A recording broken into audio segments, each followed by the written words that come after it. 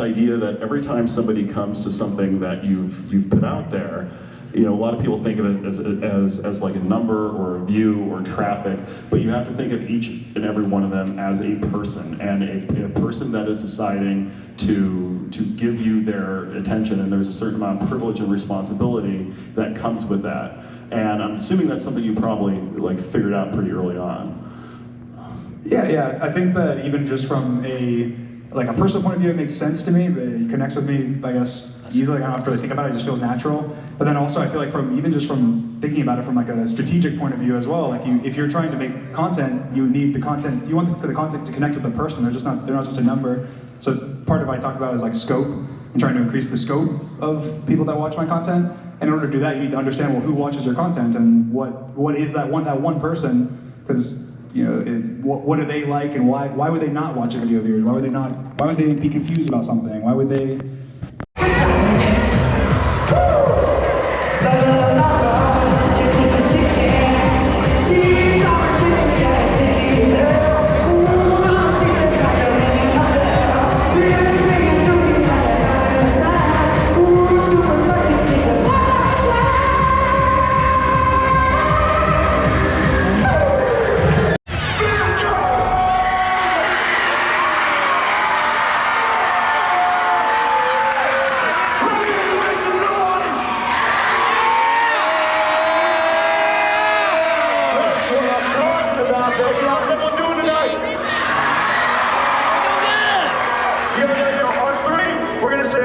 Congratulations to our Vidcon Hall of Famers, right?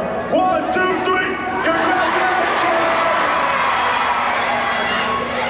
All right.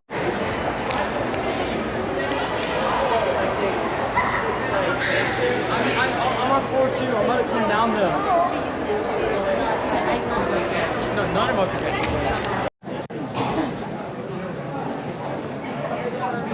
Hey, bud. At the Vidcon.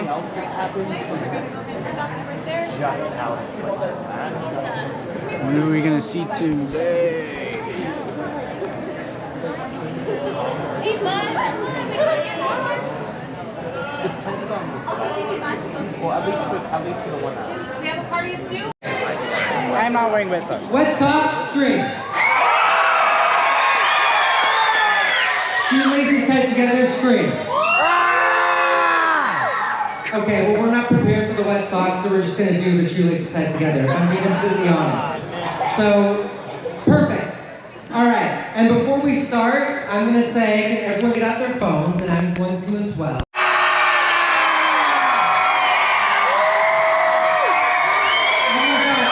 The night crowd is so much better than the day crowd, I'm just saying. So thank you guys for being here.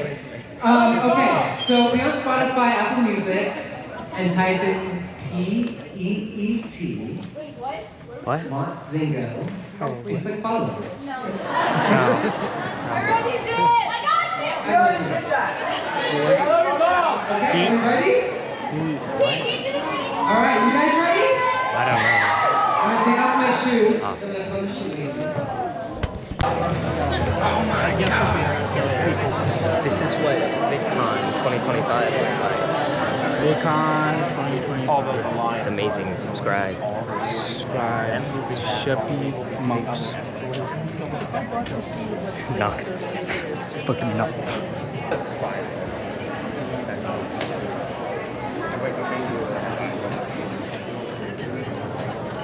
Hello, hello, hello. Okay, we're ready. Oh my gosh, hello. How is everybody?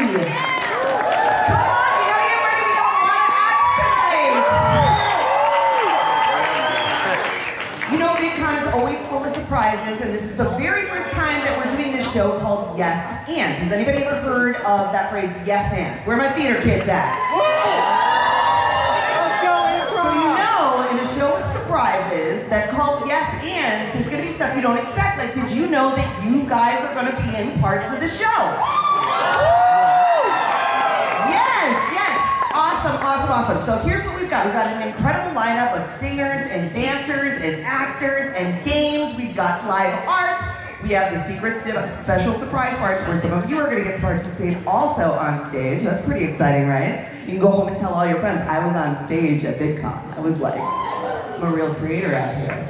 But to help us, I have one of my friends from theater school because that's what makes creator world work, right? It's all the theater kids. This is my friend Dr. Shannon, who is going to be our game master tonight. So, in between acts, what are we going to do? One, cheer our faces off. Like, absolutely go nuts, as loud as you want, as much as you want, as long as you stay in your seats, okay? You can stand up, but you can't come up yet. Shannon's going to run a couple of games for us, and then we'll have an act. And then we'll have a game, then we'll have an act. Sounds good? Let's go. We got to get excited here. Are you ready for the first game? You get a chance to win a prize, some VidCon swag.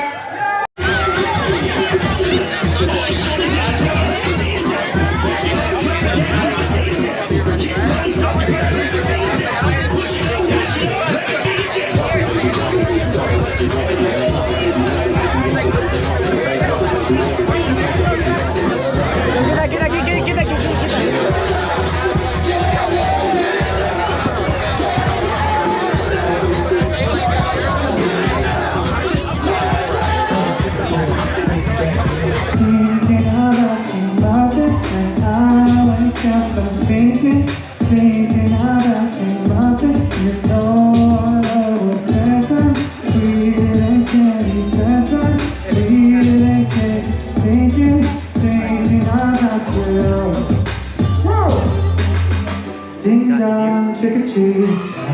Knocking at your door every week. And I saw you in my fortune cookie.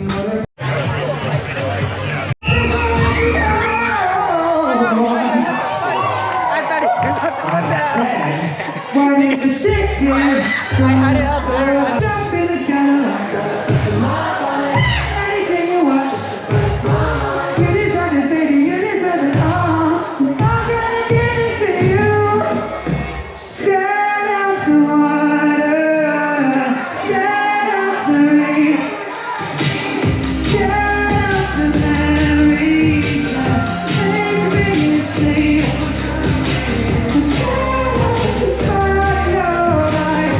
See on the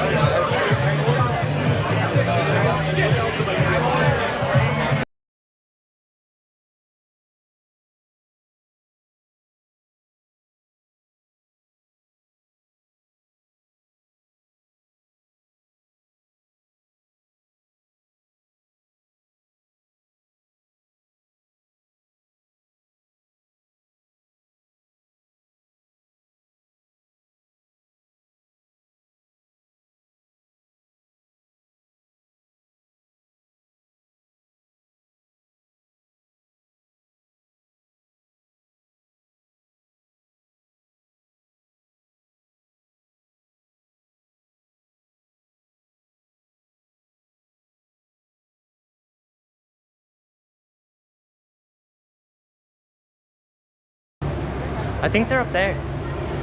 Yeah.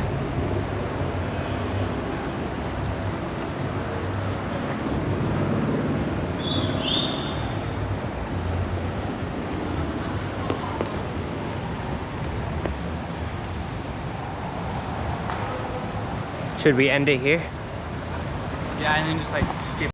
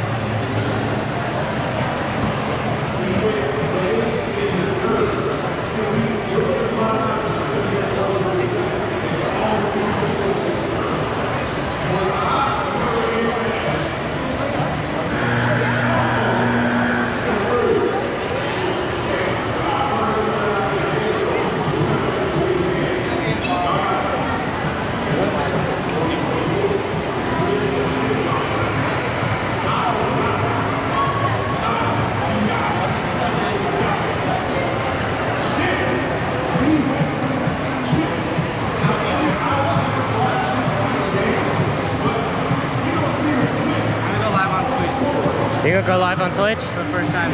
For the first time? Walkthrough kinda. Type style.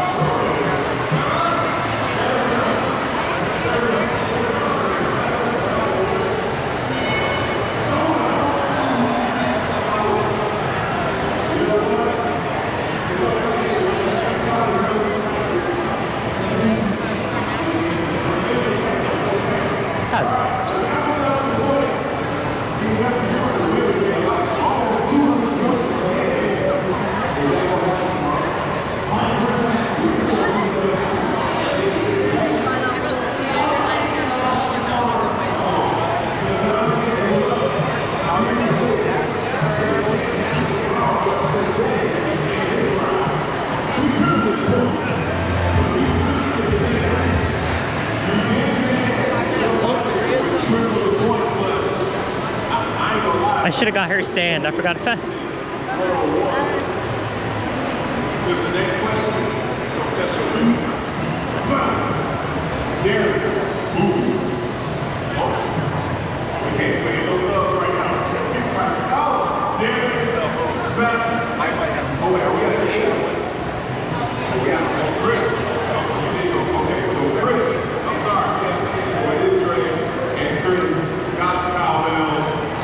What is the best basketball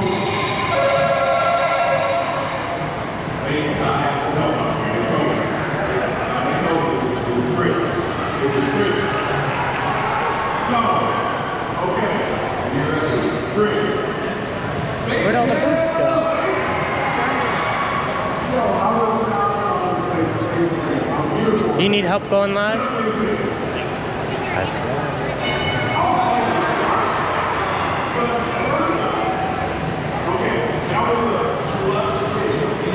And I'll finish off this side. A-N-A-H-I-E-M, I think?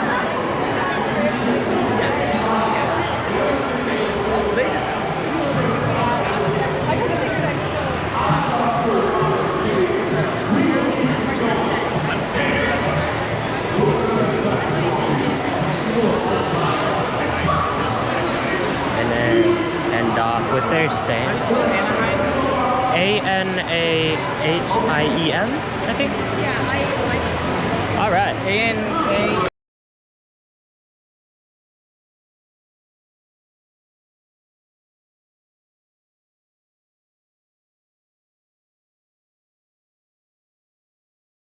That's the thing, yeah. I think there's just one thing. What you need to do is you look around and find and start searching around for finding producers who other.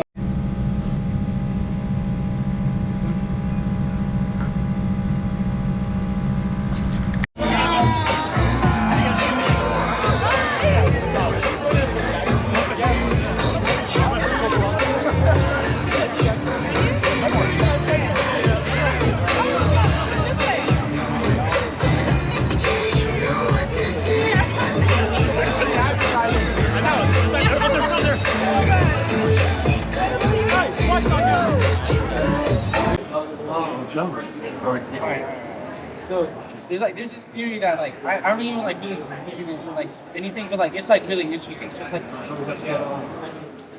called the egg theory. So like everybody is born as like children, and like you can be born as like, say for instance, I am you. So you die, you can be reincarnated as me, you can be reincarnated as a guy behind this camera recording. So like once you die, the amount of times like reincarnate to like you just super happy.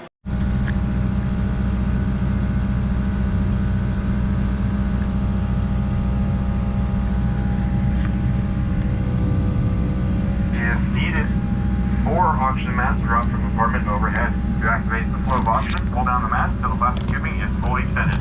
Place the mask over your nose and mouth and breathe normally. Secure the mask with the elastic strap.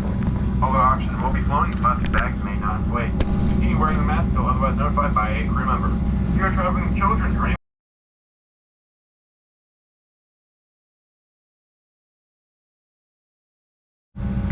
in the event of a water evacuation, use the life vest under your seat. Remove the vest when you're told to do so. Pull the red strap to open the container and remove the pouch. Remove the vest from the pouch as shown on the safety information card. Place the vest over your head. Wrap the strap around your waist, buckle in the front, and pull to tighten. Once outside, pull down the red tab to inflate the vest. Manually inflate the blow to the tube at your shoulder. Your vest has a light that turns on. My stage back in the day, she also led the creative team that did Changes brand, which is the most beautiful, amazing brand in the world. So Alex Nagavi, over to you. Everyone give Alex a massive...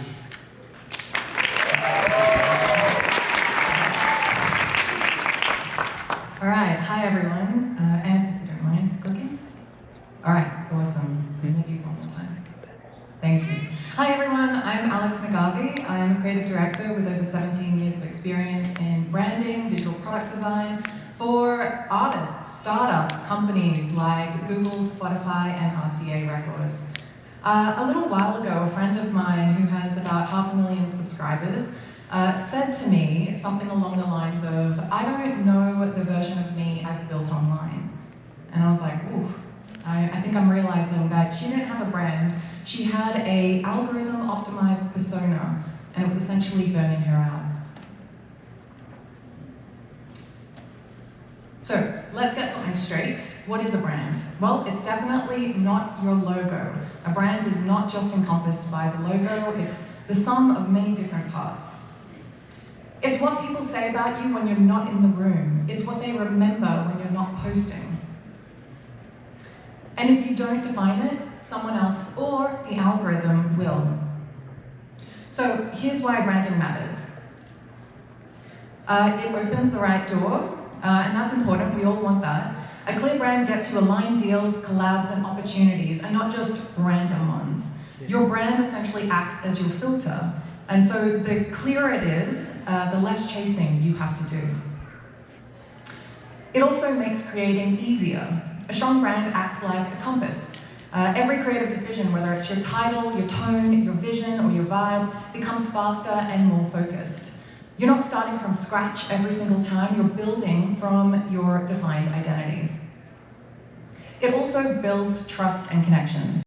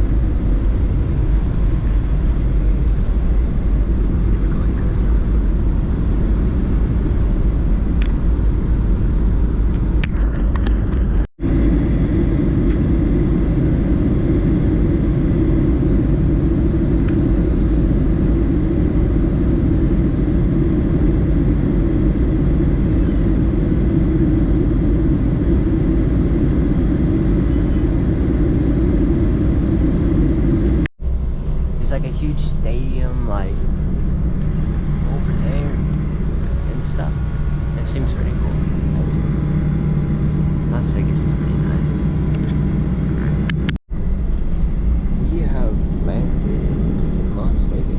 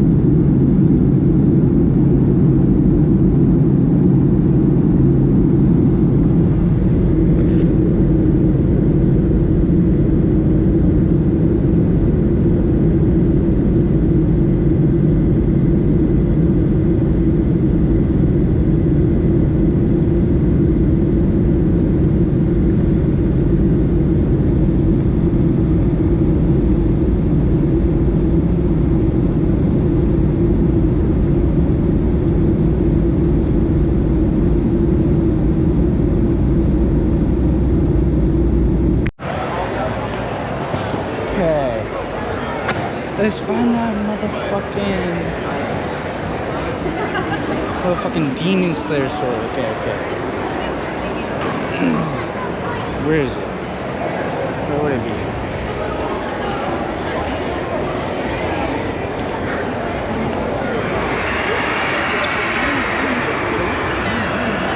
Taco hat, man. Oh, what the hell? It's pretty cool.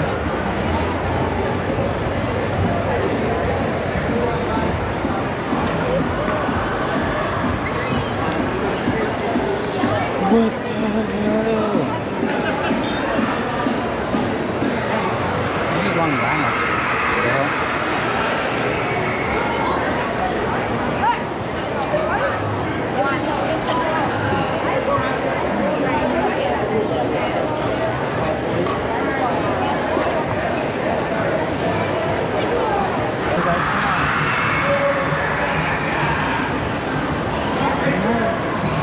Might be somewhere.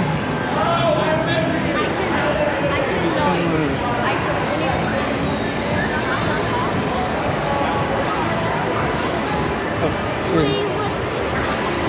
My bad, guys. My bad. I don't know how to walk. Big fucking moon.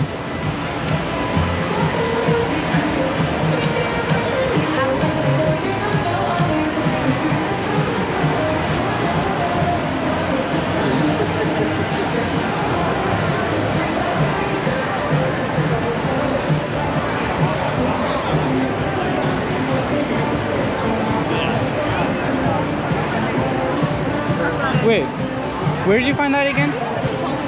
I don't. We just tried to find him again. He's not. His booth isn't there anymore. Oh, okay. Which mystery box did you get?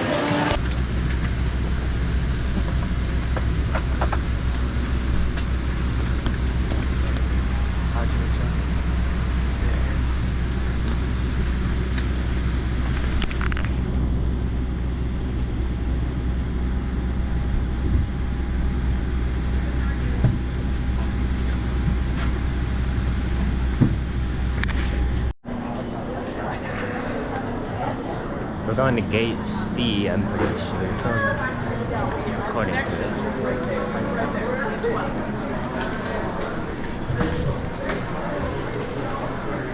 Oh wait, when did our plane take off? When does our plane take? Oh yeah, 3 hours. Never mind, we're good. I was tripping for a second, be like, yeah. 3 hours, thanks.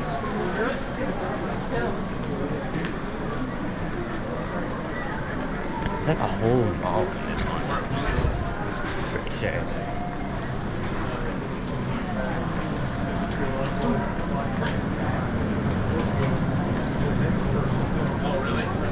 They got candy in too.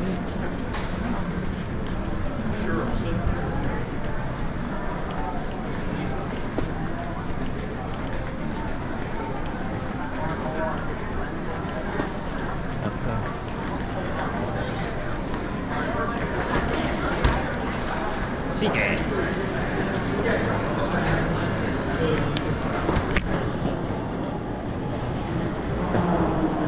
Hey, you wanna stand here for a second? Oh, they got vending machines too. Anything in the vending machines look good to you? Should've held your hand. Should've given you all my Oh, it looks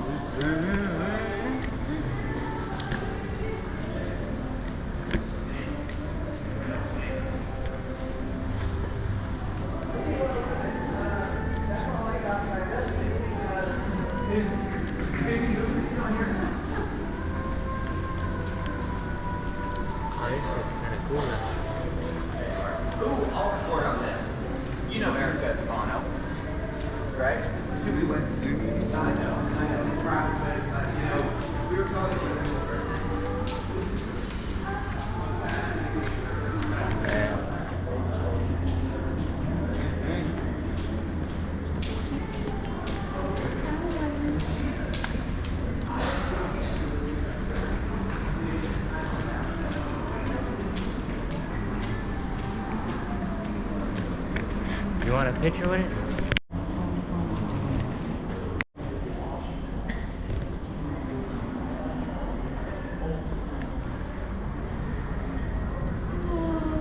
I think what I'm gonna do is just get a picture of like all this. Search like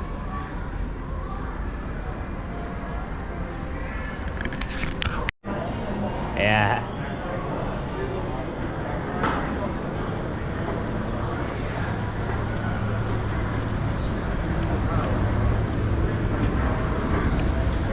I guess. It just makes it easy.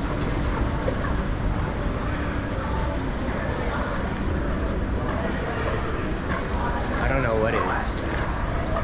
For. It's for like all the baggages and shit. It works. That's kind of cool. But then people just stand on it instead of using it for walking. People really that lazy? Yeah, pretty much. They're very lazy. Oh, this one not even. Oh, close. That one goes the opposite direction, so you're gonna sign up. Okay. That one ain't even working. It's a nice area though. This one had like a lot more cooler. This one does. Oh, even though it doesn't work, you know. But it works. I kind of got a headache from that pressure though. And it's just now kicking in. It wasn't as bad as the one, the last one. Getting like landing in California. Yeah. It's not as bad, but it's still kind of kicking in. And I mean, it didn't really affect me that much, I'd say. But,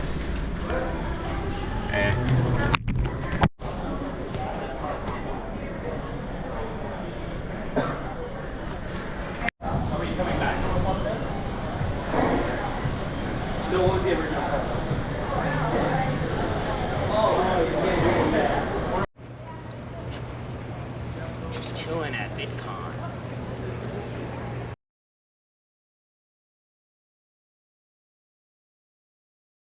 What do you mean? Like, you illegally, if you marry an illegal? If you married her on, like, American. That was actually a thing that was going on, where you would marry someone, they would put their green card and leave you.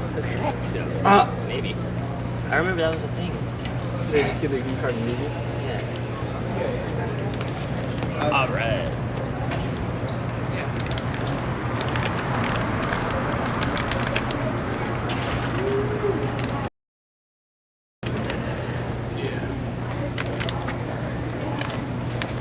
Let's get back into the building.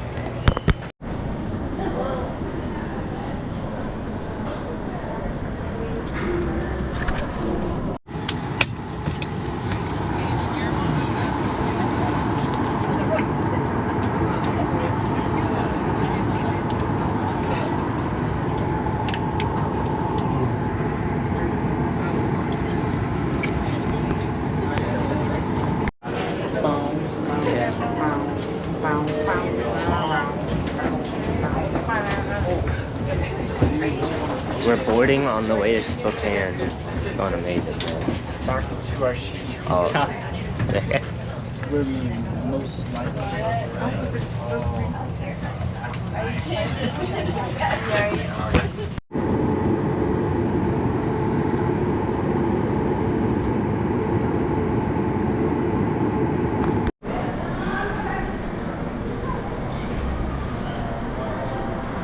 There's nobody in the room. What the hell?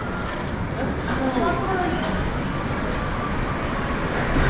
It's cool as shit, though. I wouldn't get in it.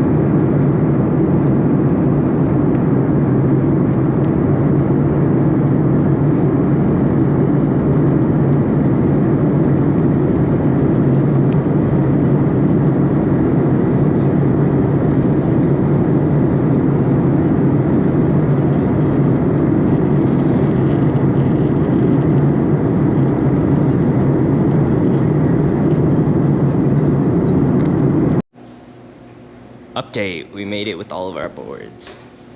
They're all here, everything is here. Now we just gotta wait for the Uber. We've landed back in Spokane, man. It looks awesome and totally not cold, wet, and gloomy. So that's all Spokane is.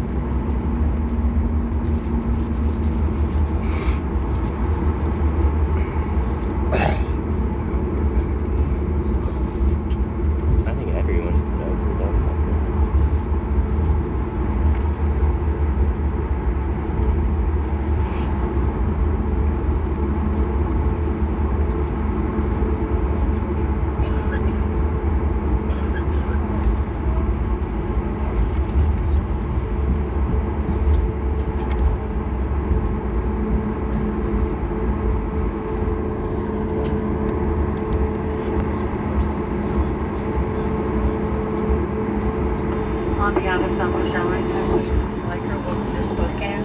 Please remain seated with your seatbelt fastened, seatbacks and your tables in the full overhead lock position while you're carrying connected to the stove. You may now use cell phones, but please remain seated with carry-on. Now we get to see if our baggages are still in claim. Not claim, but I think that way, obviously. Okay. It should be pretty much just this way, I think.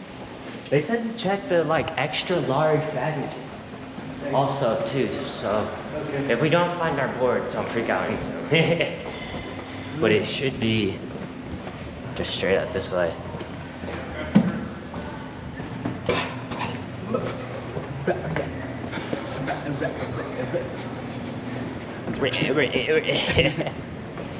Oh.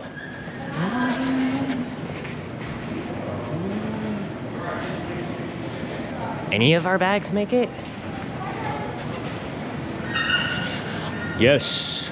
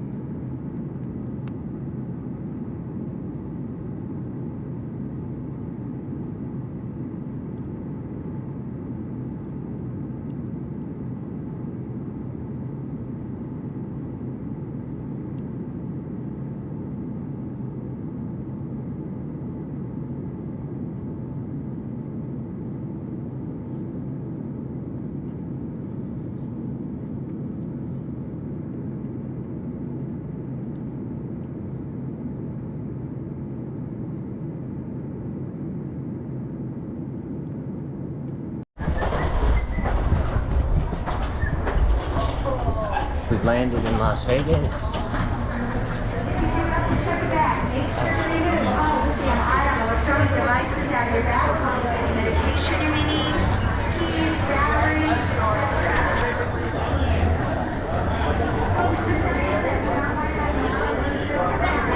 Where do we go?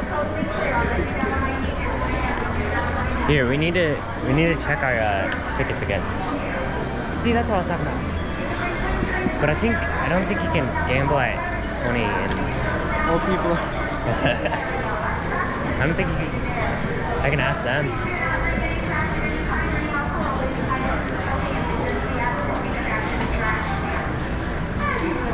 Oh, they got food. Everybody is a miracle order. Yeah, you can't. Hey, sorry. We can't be over here. Okay.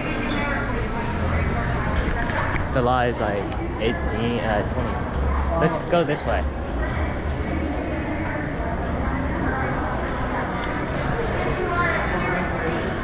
I think we just stay here. Let me look.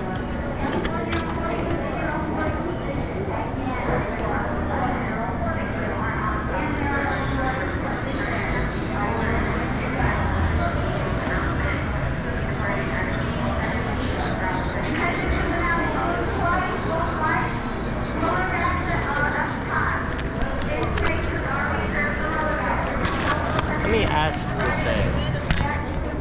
Hey, what would I go? Is this just in here? This one? I guess C8. So you gotta go to the C. That way. C8, yeah. Thank you, man. You get my chips really good. Oh, I just kicked your butt. So. You want food though? Let's go. Yeah, they got food here. Oh, my birthday's in 3 days. It's really fun. Join me this? Almost 21. Huh? Lost to Geg. That's the exact one.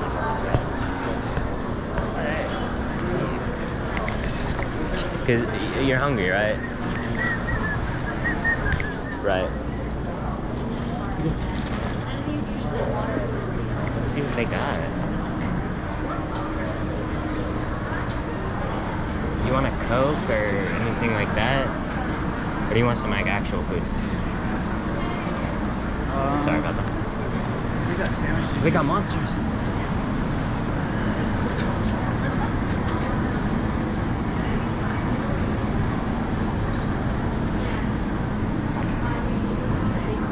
Hard being a picky eater. Yeah. You gotta read what they have on it. I mean, the sandwiches look good though.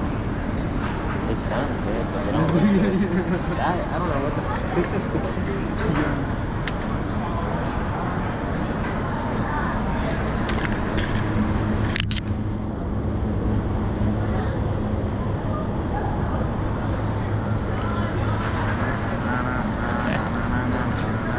I mean, there's monsters.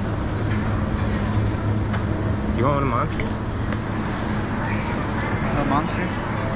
You want a sandwich and a monster? They got actual food places though. Sure, okay. Well, I got a monster. Yeah, monsters is definitely probably for like right now. I bet.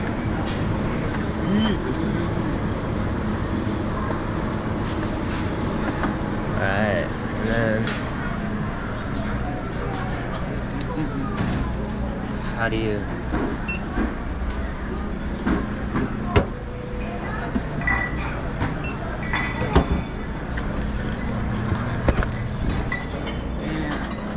Stores be taking out people's jobs now.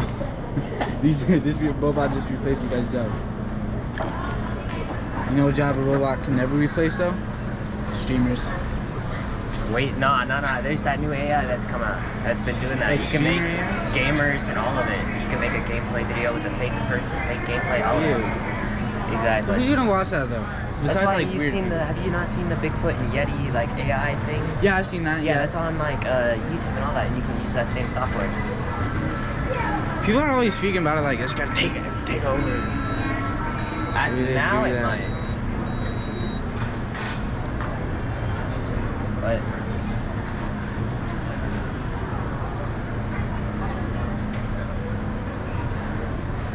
there it goes.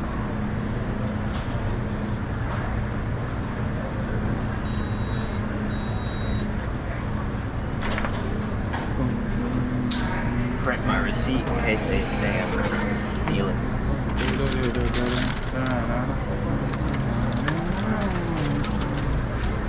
Two. Here you go. Take that, and I'll take this. And this. It should be alright. Take your drink. $100.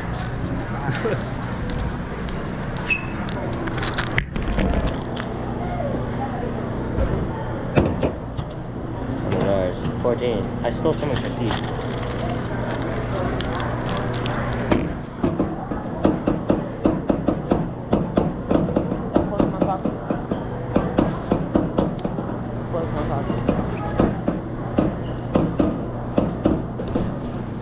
to go on into the gates.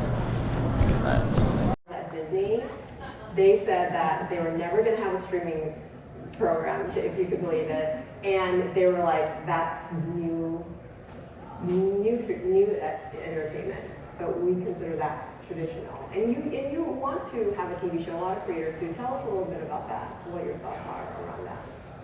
Yeah, I mean, we all, not all of us, but many of us want to get into traditional, but we also have to remind ourselves that digital is the future. I mean, we are living with digital being bigger, and they need us more than we need them.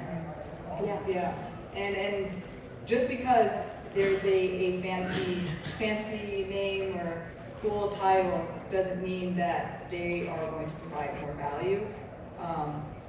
Yeah, I mean, like going back to like that deal, of course they want to work with a creator who already has 9 million subscribers, because it's an instant 9 million people who are going to be going to watch whatever that we're creating together, especially someone like Jimmy. Not only is he creating that show for them, but he's also, another point I want to make is the people that we, or these brands that we work with, isn't just the money that we're getting paid, it's also what we're associating our brand with. So like Jimmy did that deal with Prime Video, it's not just that one show, but he's also representing Prime Video to a certain extent, bringing, how many monthly users was it? I don't know, like 100 million? Yeah, something crazy like probably that. something at least like that. So it's super important, not even just in those deals, but in brand partnerships altogether. I am very cautious on who I'm working with, because that is who like our viewers are going to associate us with. Right, because that becomes your brand, right? Yeah. We talked a lot about this idea of becoming the face of a brand, and how you as a creator bring value to it. I mean, you look at Alex Earl, right? Alex Earl became the face of Poppy. Poppy just sold to Pepsi-Cola for $2 billion. And I would say it's because Alex Earl became the face, right? And we talk about a lot, you know, that as a big creator, when you're doing brand deals, it isn't just about cash anymore. It's really about becoming a partner, right? And owning a part of that business. I mean, you look at Alex Earl, look at Joe Rogan with carnivore snacks, 50 cents with vitamin water. I mean, someone said that he had like $100 million payday when that was sold, you know, to Coca-Cola, right? And we've also talked a lot about, let's say you don't want to do brand deals anymore, right? We've talked about launching your own product. Tell me a little bit about what your thoughts are about actually owning your own product. Why is that important? I mean, it's important to know everything. I mean, for me, the reason why I think owning it is super important is because I don't want to have say in it. I have my own values and morals, and I don't want someone else bringing that in and pushing the brand to something that I don't want it to be. Do you want to share, like, what are some products that you would love to make one day? We don't have to share the one that we've been talking about, but like what makes sense? Like when a creator, so when a creator comes to me and says, Tyler, I'm ready for you to be my fractional CEO, because that's what I do for a lot of big creators. I want to launch a product now. And I will say to them, okay, what do you want to launch? So I will have, you know, big entertainment or a skit person, a creator come to me and say, I want to launch a hair product or fashion. And I say, okay, but you have no content that talks about that. So we actually have to sit down and have a strategy, and maybe for the next 3 to 6 months you need to make some content around fashion or hair, right? So it's like there has to be a good product, you know, market fit with your audience, because are you gonna, like, it wouldn't make sense for you to go make a car product, right? 100%, yeah. So we're still getting the product that we're talking about trademarked. It actually is, I think we just got the trademark, because I do a lot of trademarks for creators. For creators in the room, if you have not trademarked your name or your handle, it's very important, because realize that the flood of creators are coming and trademarks are being snapped up really fast. So your trademarks are safe, you've got them done. I just got a notification. Oh, awesome. So we can do these intent to use, right? And what happens is if you don't have the product yet, you can say, well, I intend to have this product, so I'm going to do the trademark. But talk a little bit about like what your thinking process is when you're thinking about well, as a creator, what product am I going to make? Yeah, I think you nailed it. It needs to be super seamless within your content. It can't just make no sense why would this person watch this and never talk about it. Ideally, it's something that you can have in all your videos, and it just makes sense and it's part of the content. Do you have some creator examples in mind? Sure. So I have, one of the biggest painting channels on YouTube. It's not like artistic painting, but like house painting, right? Like he paints houses, and he has a painting business, and he wants to make a product. I didn't know this, but did you know that when you're painting, it's actually 90% taping? Like taping? Okay, I did not know that, but it's 90% taping. So he wants to make a product that makes taping go faster, right? And so we're doing a patent on it, a trademark on it. And that's what it means. Like when your audience sees you sell this product, it has to really make sense. There's a creator named Amanda Rach Lee. Do you know her? She's a bullet journal creator. She's been making content for 10 years. She never had a product come out, and during COVID, she launched her own bullet journal. She said, I've been using other people's bullet journals, so why not launch my own? She launched that for $50. I watched, because creators are so transparent, you show all your numbers. So she showed the first day launch. She sold 1 million units, you guys. That's $50 million that she made in one day. But because she had never sold a product, her audience was ready to buy from her. And this is what we're talking about. When you do brand deals sometimes, it does feel a little jarring, right? Because you might do a brand deal that's not totally, have you ever done one of those where it's like not totally on brand for you, but you're like, I'm gonna try it out? 100%. But it happens to us. It happens to us, especially when we're just getting started. Well, you have to make a living, right? Because how else are you making a living, right? Because in the beginning, your AdSense isn't very high, and you need to do those brand deals that you learn, right? Because what does your audience say when you do brand deals that doesn't make sense for you or them? No, they say it in the comments. Because they know.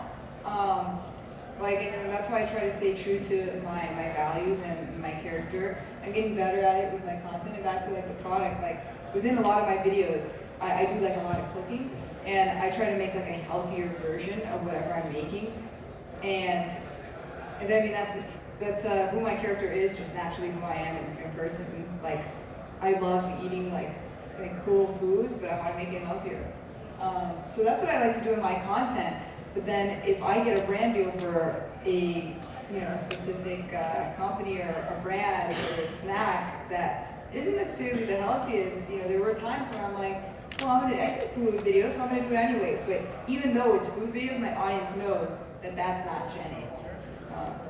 But yeah, that's why I want to create my own product as well, because I can be able to and have full ownership on what my missions and what my values are, and ensure that I stay true to my character. Yeah.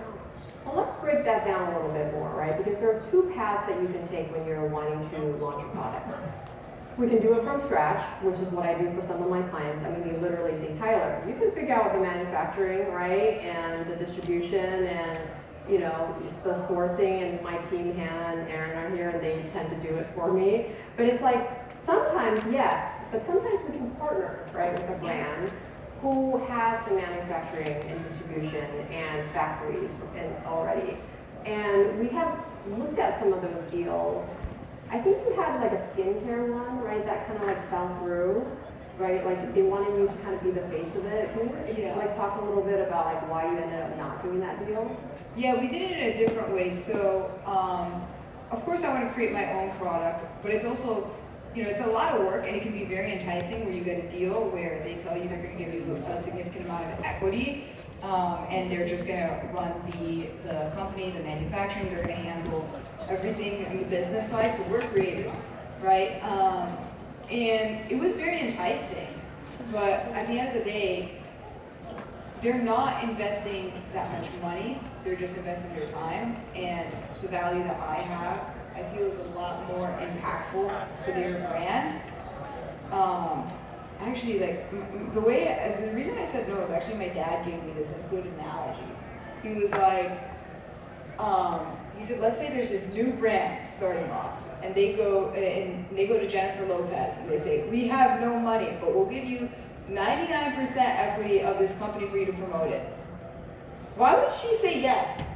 In no world would she say yes. And I guess that made me realize, like, and they're not even giving me 99%, it's less than half. Like, so it made me realize, like, no, it just doesn't make sense. I'd rather do it myself. But I still want to work with this brand. So I just told them, instead of me being the face, I'll create some content, like promoting it like a regular sponsored post, but I need a flat rate instead of that equity. Because even if it's 99% equity, at the end of the day, at a company that's worth $0, 99% equity is still $0.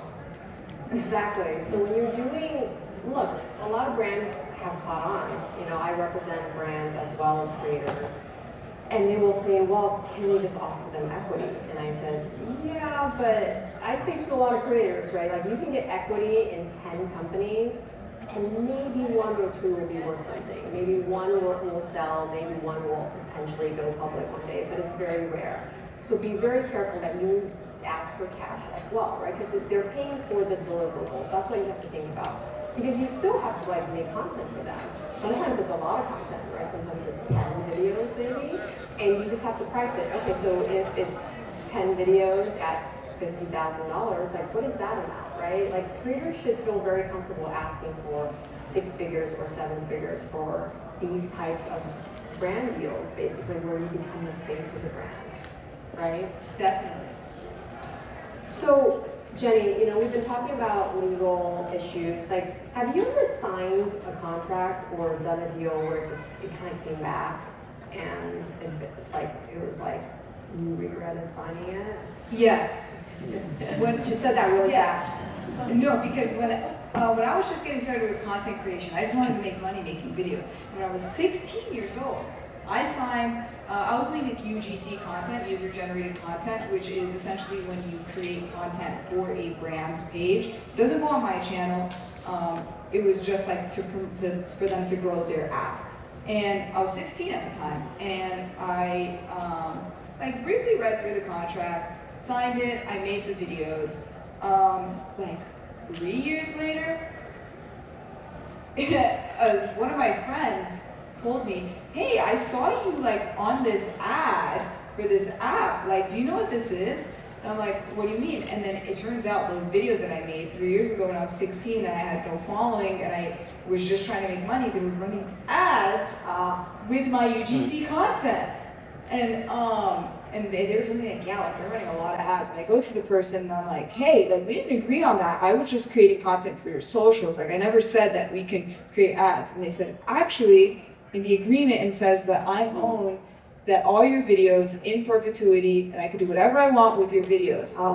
And then I go back to them and say, yeah, but I was 16, and I didn't sign the contract with a mental. Oh, nice. This was pretty mean. Look at her. She's like a lawyer in training. So what ended up happening? I told them, like, you know, we legally have to void the agreement because it's not a valid agreement if I do not sign it with, like, actual, like, adult supervision. And they were like, yeah, well, I guess so. Okay, we can void the agreement. And then they ended up sending me, like, an email with a PDF saying that it was all voided. They took down the videos from their page, no more ads. And that was it. Good thing my friend caught it, like, as soon as they were, like, running the ads within that same month. But yeah, that was the worst agreement. And ever since then, I almost had a heart attack when they told me they owned, like, those videos in perpetuity and they could do whatever they wanted with it. So from there, like, that was, like around then, actually, I, like, reached out to you afterwards because I got really scared. Yeah. I did not want that to happen to me again, and I'm lucky that it happened to me when I was underage. Could you imagine if what happened to Simu Lee? Yeah. Like, if that happened, I mean, he signed it when he was older, so now he has to have the consequences now. Yeah. Yeah, I mean, this talks about a really good point of how do creators own their IP and actually track it, right? I recently spoke at the MIT AI Summit, and actually I was there basically representing all the creators and creatives whose IP has been stolen and scraped from them. And there's really no way for us to track our IP. right? Sometimes it's just friends or like people in your audience saying, "Oh my God, did you know?" Actually, I didn't tell you that someone copied my whole entire YouTube channel. And and then they created a YouTube channel. Like it wasn't my name, but it was all of my videos. It was wild, right? But I only knew about it because somebody from my LinkedIn, community told me. They said, "I just found this," and I wouldn't have known, right? You know what's even worse? What? I have people who keep commenting on one of my most popular videos. "Oh, you copied this person. You copied this person," and then I go to see their video. I'm like, I didn't copy anyone. And it turns out they copied me exactly word for word, bar for bar, like clip for clip. And everyone is saying that I copied them because they have more subscribers. But I don't know why people can't just look at the date. I made the video first. Wow. Well, I will say that it's not exactly what you're saying, but copyright strikes are up. I don't know if you've been hearing friends getting copyright strikes, but a lot of big YouTubers are coming to me. I mean, these are people, like there was somebody who reached out to me who was like on stage with Neil Lohan at Brandcast a few weeks ago, and YouTube said, we can't help you. We don't get involved in copyright strikes. Just realize as a creator, if you're going to be using B-roll or music from anyone else, you can get a copyright strike. Fair use is not a real thing in the way that people think, right? Fair use is a defense in litigation. So if you get sued and you go to court, you can say to the judge, "Judge, this is actually fair use," and there's a fair use test, there's a 4-prong test. But in YouTube, in video land, if you use someone's IP, they can put a copyright strike on you. And so be very careful that you're not using B-roll from someone else, that you're using clean music. I mean, we both really like Epidemic Sound, right? I love Epidemic Sounds, especially if they have a commercial license. Oh my goodness, that's so helpful, especially when you're making ads. And make sure, that's another thing, make sure you have a commercial license on your music, because there have been times where I know creators who license music and they'll use it for their videos, and it's totally fine. Then they make an ad for a brand, and now this brand is running ads, and then the people that they license the music from are saying, "Wait a second, no, your license didn't cover commercial use. We said it was good for your YouTube channel, not for it to be on a TV commercial." That's a different story. That's such a good point, and Epidemic Sound really covers that. So just make sure. Epidemic sounds great at that. Yeah, you guys are really looking at what are you putting into your content. Because what I do is I put together holding companies for creators so that I can build out their media companies. So that one day their IP portfolio can be sold to a private equity fund or to a major studio. You know, a lot of major studios are interested in creators' channels now. And if your IP doesn't have clean chain of title, they're not going to want to buy it. Let's talk a little bit about just sort of like that next step, right? A lot of creators, I'm sure look, it's been 5 years from COVID. When did you start making content? Like 2021. Yeah, so 2020, right, was when a lot of creators got their start. They're about 5 years in now. And there's a life cycle of a creator, right? It's about 10 to 15 years. You look at MatPat and Veritasium, who sold their companies to BoomerX and Electrify, and this is what has happened. You have to realize that as a CEO, every CEO thinks about selling their company one day, right? And how are you setting up your company so that it's attractive for an acquisition? Tell me a little bit about how you're thinking about IP and setting up your business with that in mind. Yeah, we actually have talked about this. It's ironic, I'm wearing a Disney jacket, but we talked about wow, I'd love for Disney to buy my channel, and I'm still on the videos, but for the reason why I'm thinking about that actually, before I get into how I'm thinking about it, is for me, honestly, managing a channel and a business is very hard. So it is attractive when a company is going to help you with those things. But yeah, to set it up, for me personally, I know I would love for Disney to buy it. I don't know if they ever will, but just gonna make it happen. Okay. We're gonna say it out loud here. Disney will one day buy Jenny's channel. But would you want to, so you want to stay, right? Yeah. So this is what happens, right? People ask all the time, you're a creator, it's your channel, you're the face of the channel. Yeah. So how does a studio or private equity fund buy it? And so what they do is, do you know how they do it? No. So how they do it is they bring in sort of co-hosts and they train the audience to get used to someone else along with you. So let's say then you can sort of exit out a little bit so you don't have to be in every single video. Would that be okay with you? It depends. I want to be in every video, but but you might have, you know, these 3 other companies that we're building out for you that you have to run and do things with, right? And so what if you have your own TV show over here for Netflix or Amazon? So that is one way, right, that creators can think about, is having sort of these co-hosts that you can wean your audience off so that they can, you know, maybe one day in 10 years there could be like a younger Jenny, right? Like a younger version that you can mentor and bring up, maybe. right? I mean, don't you think creators should be thinking of themselves as an entire media company, a network basically? Like, wouldn't you? We are like, media companies. Right, but could you see yourself having several channels, right, with different hosts? Tell me a little bit about that. No, I can see it. I mean, me personally, like, I just get excited by helping people, like, or helping young kids learn good morals and good things.